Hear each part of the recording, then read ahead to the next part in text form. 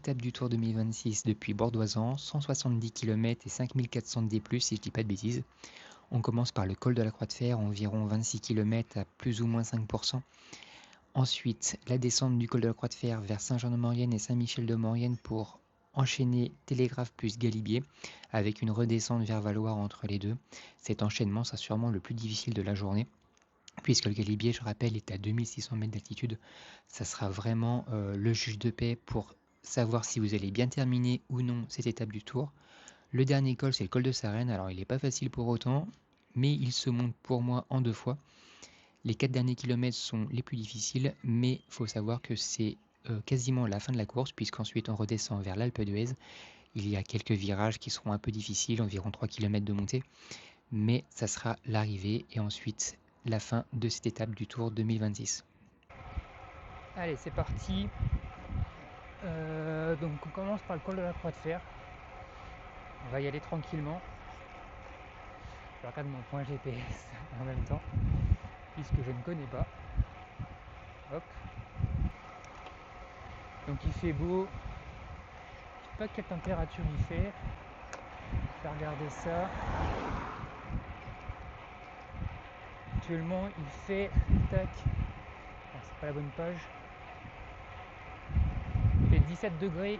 Il est 8h45 je crois ou 9h. Donc une belle journée. Ça va être cool. Je suis parti un peu plus tard exprès pour théoriquement à peu près arriver à peu près à la même heure que l'arrivée de la course. Donc on se retrouve dans le col de la Croix de Fer. Je viens de passer le panneau qui m'annonce le départ du col de la Croix de Fer. Bon, le départ commence par une descente, donc c'est cool. Bon, après en réalité ça va pas tarder à monter, d'après mon compteur. Donc le col de la Croix de Fer, c'est 27 km à peu près. 1500 de dénivelé à grimper sur 27 km. C'est un col très très irrégulier, dans mes souvenirs en tout cas. Je vais vous confirmer ça après avec mon ressenti. Donc le col de la Croix de Fer pour moi sur l'étape de Tour, c'est un col qui doit servir, j'ai mis des gros guillemets, d'échauffement. Il faut sortir du col de la Croix de Fer quasiment frais, comme si on voulait partir, comme s'il y avait un deuxième départ, puisque le gros morceau en réalité de l'étape du Tour, c'est l'enchaînement Télégraphe, Galibier et col de Sarenne pour finir à l'Alpe d'Huez.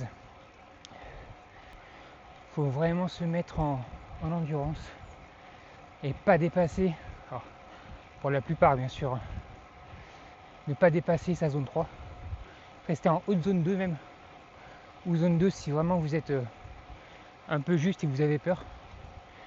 Mais normalement, en restant en zone 2, donc un rythme conversationnel un peu comme là, bien sûr vous êtes un peu essoufflé, ce qui est normal, mais vous ne devez pas être à l'arrache. Vous pouvez faire quand même des longues phrases comme je fais là, sans être en manque d'oxygène. Les jambes doivent être clean, pas de douleur. Alors,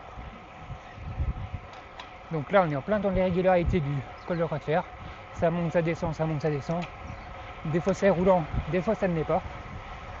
Là il m'annonce le prochain kilomètre à 1%, il reste 24 km. Donc autant dire que ça va. Mais en réalité le 1% n'est pas vraiment réel, puisqu'on descend et ça remonte. Donc oui, 1% de moyenne, mais en réalité ce sera plus difficile que ça. Donc moi aujourd'hui ma séance, le col de Croix de Fer, je dois le monter en zone 2, max bas de zone 3, un peu comme pour l'étape du Tour. Allez, on se retrouve un peu plus tard.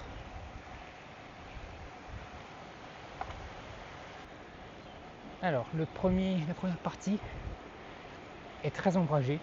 Là il est peut-être 9h quelque chose. Il fait extrêmement frais, beaucoup de végétation.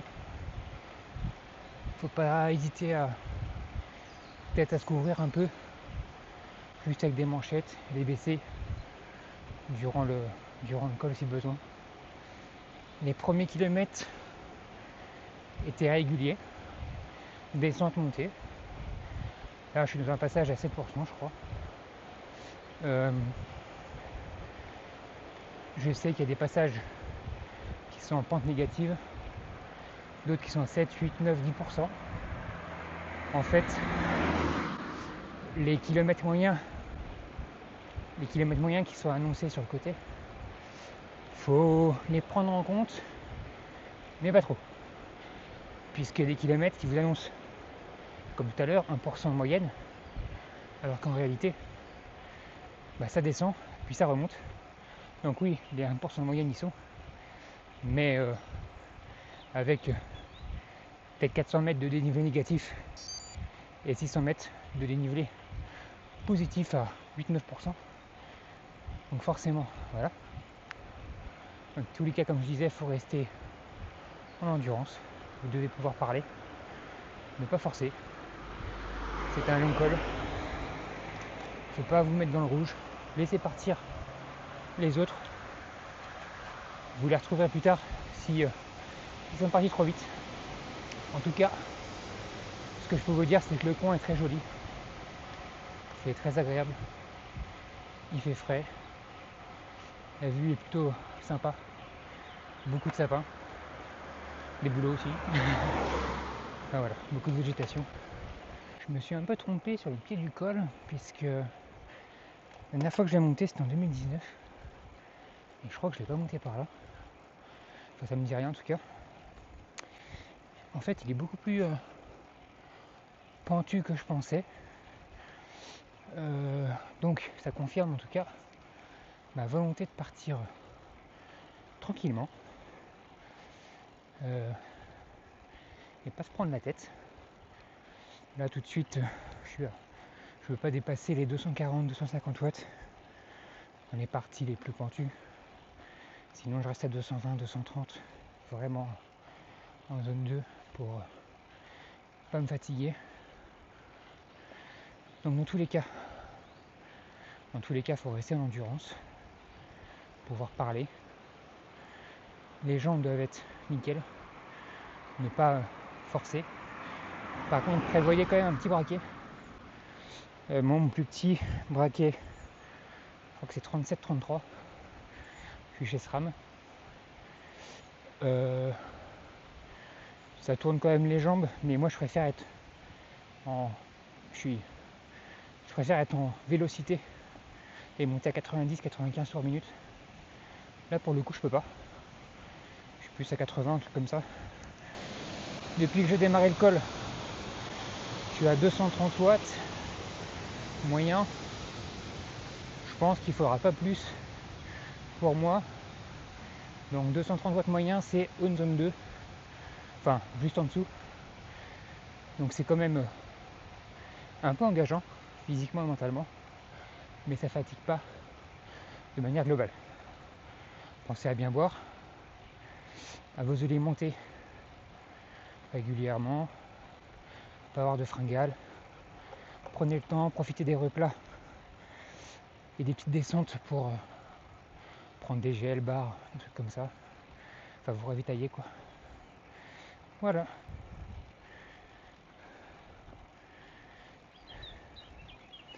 Ce petit mur après Rivier, il a la petite descente et les 2-3 virages en épingle. Il fait mal. Alors c'est pas vraiment un mur, c'est une pente plutôt régulière, mais c'est une grosse ligne droite avec un pourcentage assez important, on va dire. Je sais pas, je dirais du 8, 9 peut-être %. En plein soleil, bon après, prendre le matin. Mais il peut couper un peu les pattes si vous êtes parti trop vite, tout juste après une descente. Donc là j'arrive au sommet de ces petites difficultés, au sein de la difficulté. Donc là il m'annonce 14 km restants. Les prochains kilomètres à 8%. Mais ça redescend un petit peu ce que je vois. Donc en réalité, ça risque d'être plus dur. Donc là je reste toujours en endurance. Mon cœur entre 130 et 140. Là ça redescend, on se détend, hop, et ça remonte juste après. Et c'est un beau petit pourcentage encore. Donc là ça a l'air de monter assez dur au pied, juste après la redescente, 14e. Enfin du 14, enfin ouais, bref, vous avez compris.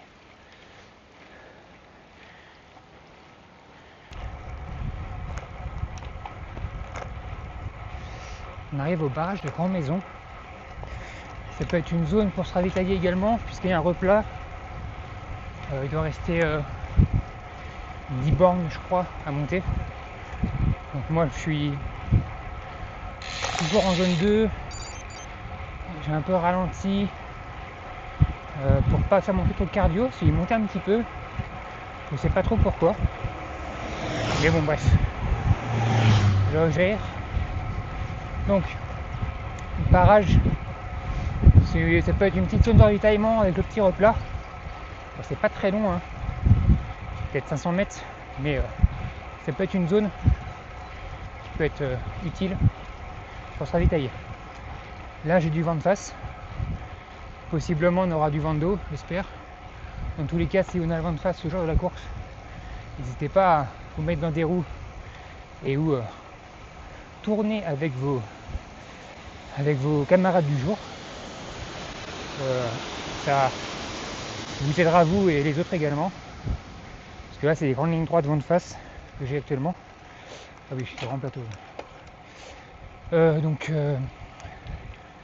Donc ouais, profitez de vous mettre à l'abri et de tourner avec d'autres cyclistes. Donc là le barrage est bien exposé au soleil. Les pourcentages sont raisonnables. Donc c'est pour ça que ça peut être une bonne zone pour se ravitailler. On se revoit un peu plus tard.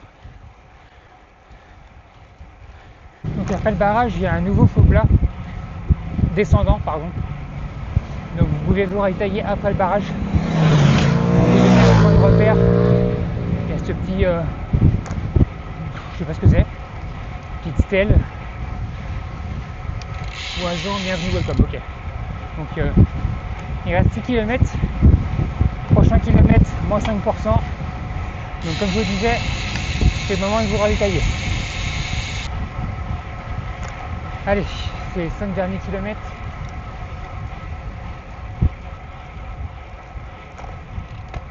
Toujours aux 22. Donc là toujours exposé au soleil. Hein. Donc pour ceux qui partent tard, ça peut être un peu gênant.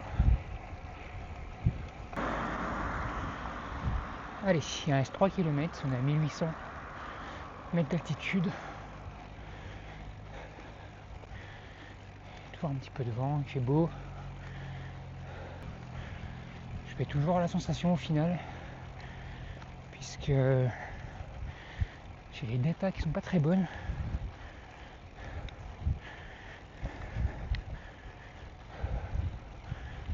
Donc je reste dans une zone confortable.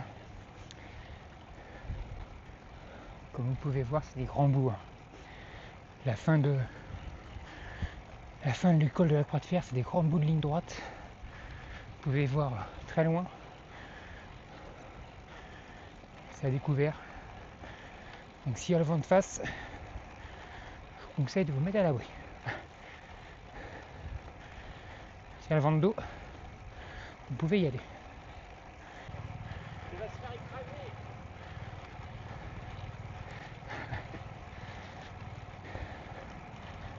Et salut. Une marmotte. Je sais pas s'il y a du chocolat dans le coin. En tout cas, je vois pas d'usine ni le cas. Allez, il doit rester je vois le sommet là-bas. Il doit rester 2 bornes, un truc comme ça. Fini tranquille. Une fois en haut, je me ravitaille. Je me cours. Et après, c'est parti pour la longue descente. Pour le pied du télégraphe. Bon, globalement, ce col de la Croix de Fer, je l'ai pas monté par là la dernière fois. Ça n'a rien à voir avec mes souvenirs. Donc, première partie, c'est la plus dure. J'ai envie de dire, elle est plutôt ombragée. Il va faire frais. Mais c'est vraiment les 10 premiers kilomètres où il y a plus de pourcentage. Où là, il va falloir vraiment se mettre un peu en dedans. La deuxième partie est beaucoup plus roulante, de mon point de vue. Plus simple. Donc il faudra... là, je vois qu'il reste 2 km à 5%. Donc c'est roulant. Vous pouvez commencer, si vous voulez pas vous arrêter, commencer à préparer vos affaires et tout pour le sommet. Tranquillement. Si vous voulez vous arrêter pour vous habiller et vous ravitailler, je vous conseille de le faire. Donc, première partie la plus dure, vraiment, mais vraiment se mettre en dedans. Alors je sais que il faudra se mettre tout à gauche, vous allez devoir pédaler un peu plus en force, mais c'est pas grave. Bon, vous allez légèrement dépasser les zones forcément, dû au pourcentage, mais vraiment ne forcez pas. Vous ne devez pas sentir de fatigue dans les jambes, ni au niveau cardio. Bon, être un peu essoufflé, c'est normal, mais vraiment RPE 3, 4, 5 peut-être, mais vraiment tranquille. Il faut arriver au sommet de la croix de fer, comme je disais au départ, à 90% de sa forme. Si vous arrivez vraiment emprunté, ça va être très compliqué, je pense.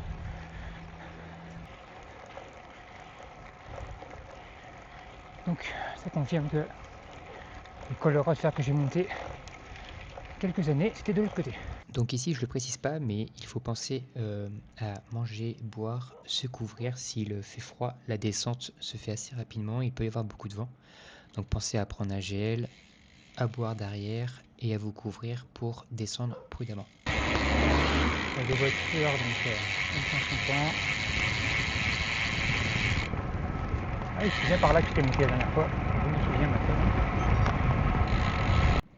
J'ai pas filmé toute la descente. Les premiers virages sont en épingle, la route n'est pas forcément très bonne, un peu granuleuse. Donc soyez prudents, prenez votre temps, regardez le paysage autour de vous, c'est magnifique également. Je vous reprends quand il y a des changements de relief.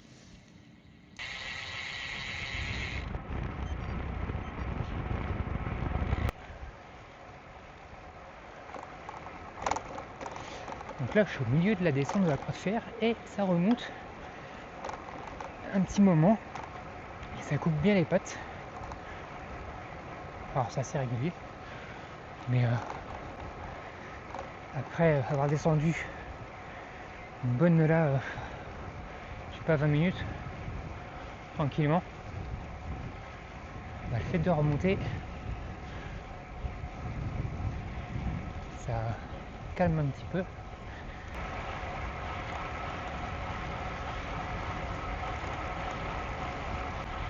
Oh putain, c'est très joli.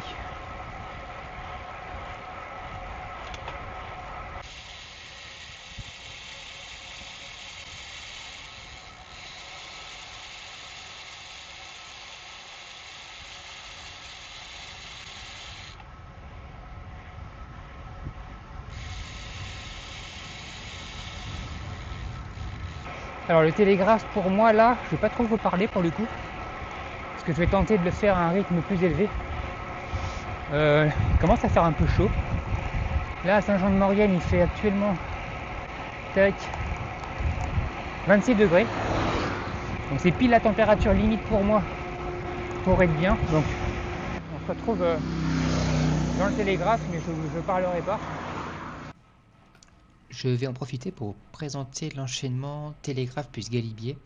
Le col du Télégraphe est assez difficile dans sa première partie avec des passages à 8, 8,5%. La deuxième partie est un peu plus simple avec des passages à 6, 7%. Il n'y a jamais vraiment de replat, mais on sent que le col est un peu plus simple et un peu plus roulant. Le point de repère que j'utilise, moi, c'est le carrefour où on peut tourner à gauche pour aller vers Valmeinier. C'est le point où je sais qu'il reste environ 3 km de montée, il me semble. Donc c'est un point de repère pour vous encourager à vous dire que vous êtes presque à la fin du col. La difficulté du col est aussi l'exposition au soleil. Il y a une partie qui est assez ombragée, mais une deuxième partie qui est assez exposée. Et du coup, cette partie-là peut être un peu plus difficile si vous arrivez sur les heures les plus chaudes.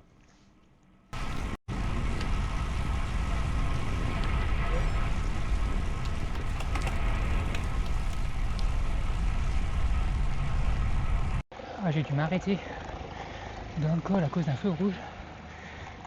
Les travaux, ça m'a coupé les pattes. Du coup, j'avance plus.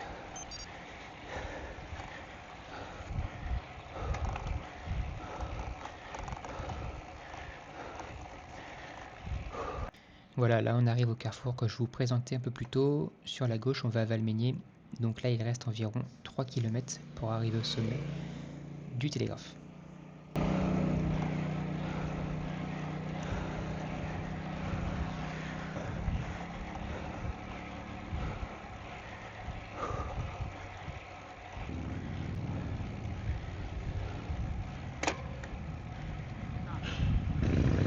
Genre,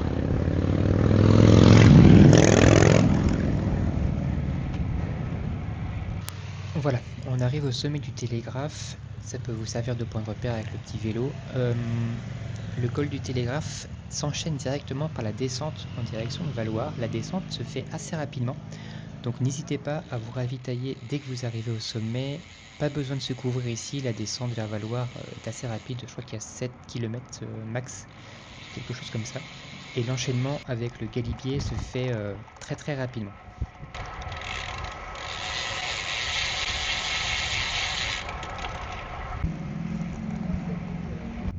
Voilà, on arrive au magasin de sport qui symbolise le pied du col du Galibier.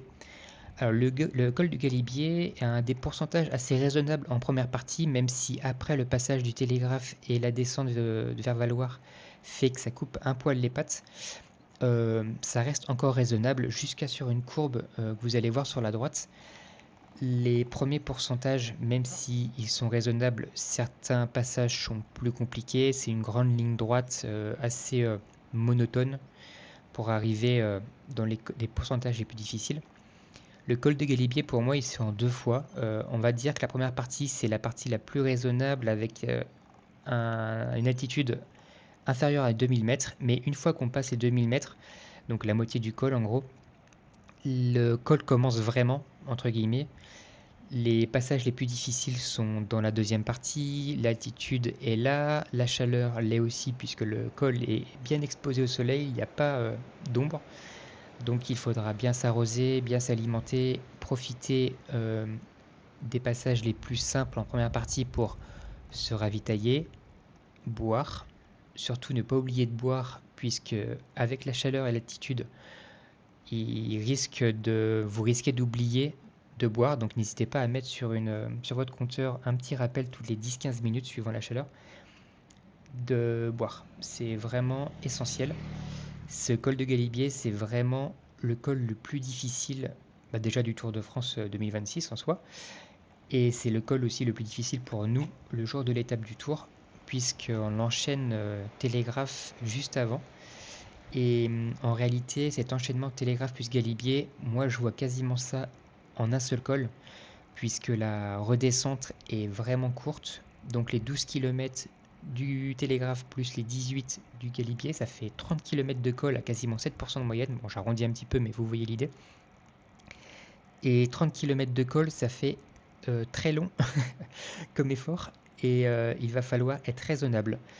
Même si dans le Télégraphe vous vous sentez bien, pensez aux 2000 mètres d'altitude jusqu'au 2006 qui vous attend dans le Galibier. Et ensuite, il y aura le col de Sarenne, on en parlera un peu plus tard. Mais cet enchaînement, c'est vraiment quelque chose à ne pas sous-estimer. Je le répète, c'est vraiment la partie la plus importante de cette étape du Tour. Même si vous allez bien après le Télégraphe ou au pied du Galibier, ne lâchez pas les chevaux. Alors là, je parle bien sûr pour 97% du peloton. Ne lâchez pas les chevaux au pied du Galibier. Soyez raisonnable, gardez du jus. Il reste encore le col de Sarenne après, qui n'est vraiment pas facile et ne sous-estimez pas l'altitude du Galibier. Après être sorti de Valoir, on a un bon replat. Donc c'est la partie facile entre guillemets. Donc Valoir, le pied des Galibiers, dans 1 ou 2 km, c'est assez difficile. C'est des bons pourcentages. Le soir de Valoir, c'est des replats, je crois que c'est 3%. Donc c'est ok. Là, je sors. Là. Donc il faut profiter pour ravitailler, faire baisser le cœur, enfin voilà quoi. C'est vraiment le moment pour pas se faire trop mal. Voilà. Il reste 15 km, prochain kilomètre à 2%. Donc c'est comme ça, un petit moment, jusqu'à une courbe sur la droite, je vais vous montrer. Et après c'est vraiment le plus dur. Donc il reste 9 km. On arrive aux 2000 mètres d'altitude. Donc c'est là que pour moi c'est difficile. Alors avant on avait bien sûr des kilomètres à 7%. Ils doivent se faire correctement sans trop aller dans le rouge. Parce que la vraie difficulté commence là-bas à partir du resto. Hop, on tourne à droite. Et c'est 8 km qui restent qui sont vraiment difficiles avec les pourcentages et aussi l'altitude. Donc profitez de ce replat pour faire une santé, ravitailler, boire, etc.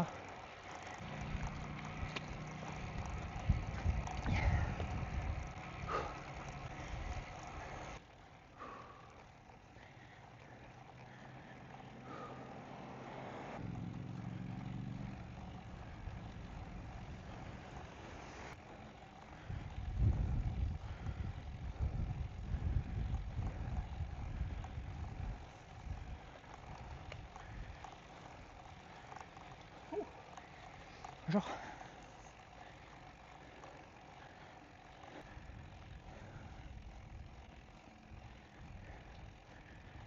La route rend bien, il reste 4 km. Et la route rend vachement mieux. J'ai l'impression d'aller plus vite et que c'est plus facile. À 2350 et à 300 mètres de plus.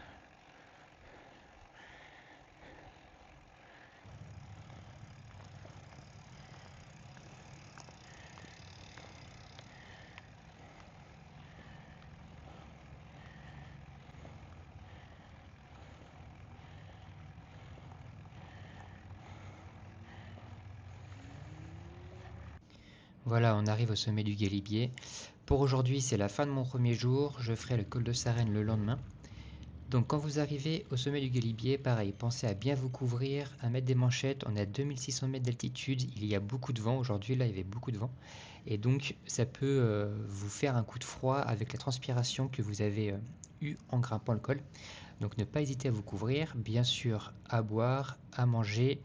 La descente est assez longue aussi, comme un peu le col de la Croix de Fer, mais un peu plus rapide, les pourcentages sont plus importants. Cela dit, les premiers mètres sont assez dangereux, enfin pas vraiment dangereux, mais il faudra être prudent, puisque la route ne rend pas très très bien, dans mes souvenirs, elle rendait mieux que ça.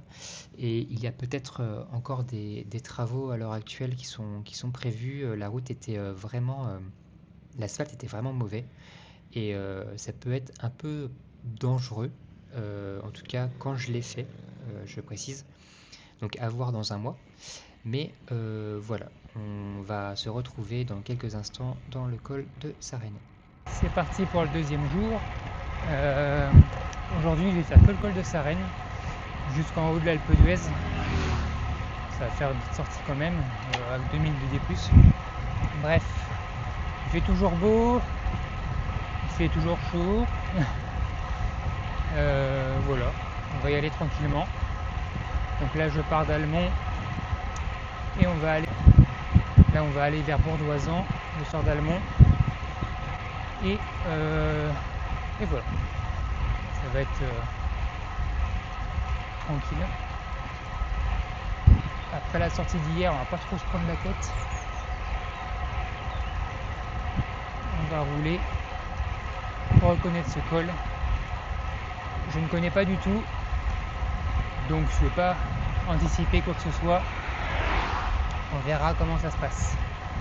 Alors, le col de Sarenne. Le col de Sarenne intervient quand même après le col de la Croix de Fer, le Télégraphe, le Galibier, donc vous avez les jambes déjà quasiment cuites. Il faut qu'il vous reste 20% d'énergie, et peut-être 15 si vous voulez terminer correctement.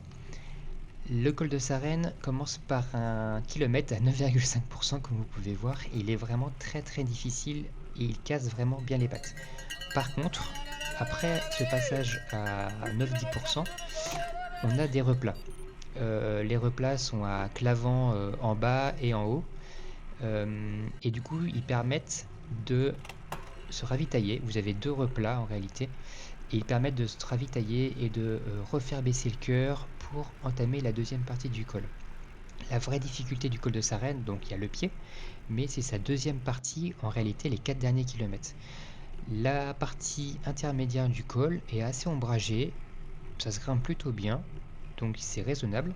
Par contre, la dernière partie, les 4 derniers kilomètres, sont assez difficiles et très exposés au soleil.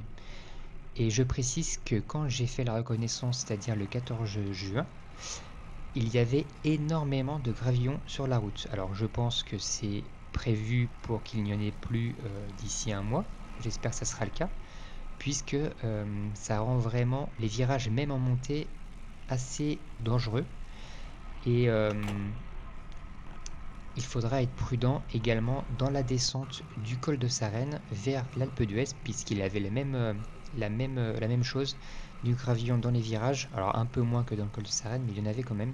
Et par contre, la partie montante vers l'Alpe d'Huez était bien plus belle. L'asphalte était nickel, elle venait d'être faite, c'était de l'enrobé, c'était parfait. Voilà, donc là on arrive à Clavant-le-Bas, c'est vraiment là où il y a le plus grand replat, et ça redescend même quelques dizaines de mètres. Donc si à un moment pour vous ravitailler dans ce col, c'est ici. Vous voyez l'entrée du village, c'est ici qu'il faut boire et manger pour entamer la dernière partie du col. Il ne faut pas hésiter à prendre le temps.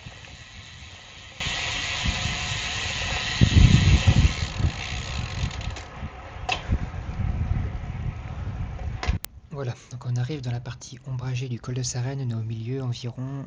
C'est vraiment un moment où il faut, pareil, gérer un petit peu avant les 4 derniers kilomètres qui seront bien exposés au soleil et qui seront difficiles.